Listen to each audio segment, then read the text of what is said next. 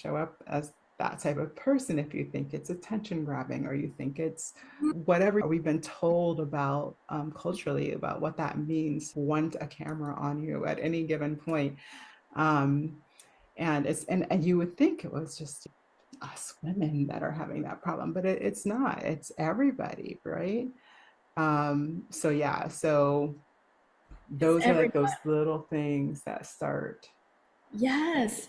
like eating And at you. we as HSPs, we tend to, at least me, I'm an overthinker. I analyze things. And then so sometimes, I mean, even years ago, when I was trapped or feeling muddy, getting trapped in the so-called self-limiting beliefs and haven't been really gone through all the work, it's really easy to just like, okay, I'm just gonna hide, right? It's hiding is the safest thing, right? Mhm. So we allow ourselves to really sit there, do nothing, but even though we think a lot, we have a lot of great ideas, right? And then we dim our light before anyone else has the chance to even dim your light. And that's the irony of it all, right? Like, Yeah. yeah, like, hello, let's move on a little bit, move forward a little bit. And you're like, oh, no, no, no, no, no, things gonna happen. So we become our, yeah, just self-fulfilling prophecy over there. And Yeah. we have this convicting truth, which is false, that no, we are not welcome. And no, your truth is not welcome. And no, your presence is not welcome either. So you're not ready, period. Form a story, a narrative to convince ourselves that we're not enough, we're not ready for this. What else can I do? So we get into this victimized mode.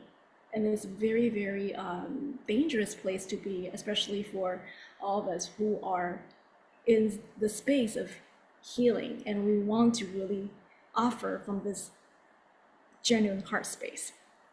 It would be a pity. Yeah. Yeah. And then I think the number four is repeating it in service, because we are in service. I mean, understanding the fact that by healing ourselves as healers, we are also allowing other people to heal different aspects of who they are, and that way rippling it out outwardly. I really believe that energetic power is there, that we are affecting Mhm. each other. So we are in service, even though I don't know any other just be leaders out there doing their work or they're hiding. It doesn't really matter as long as we're willing to go within, heal that part of ourselves that's still afraid and tender, and give a lot of compassion to it. And even Mhm. if it's outer projection, give ourselves the permission to feel it's okay to not be understood. It's okay. Yeah. And all is well. Absolutely.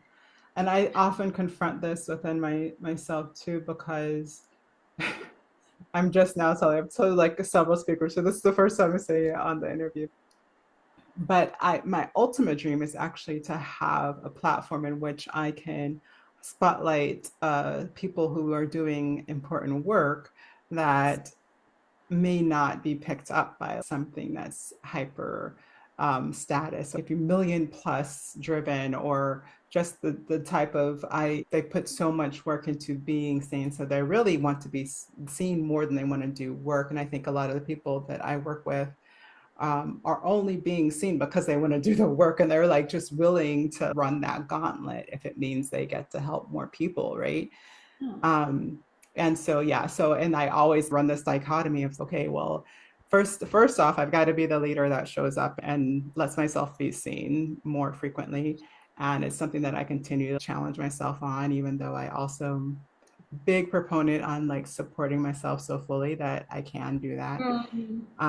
But it's also that catch 22, which is I'm still my biggest driver for being seen is to help others be seen. can I say I'm on the same boat? I'm on the same boat with you. Yes. Yeah, yeah. And so it is, I don't know if that's the archetype driver, because it could be. I think it, it could be the archetype driver in and of itself. And I know that it sometimes it happens the opposite way too. A lot of my extroverts are like, I don't know, does this apply to me? I'm not introverted. I'm how, when did highly sensitive become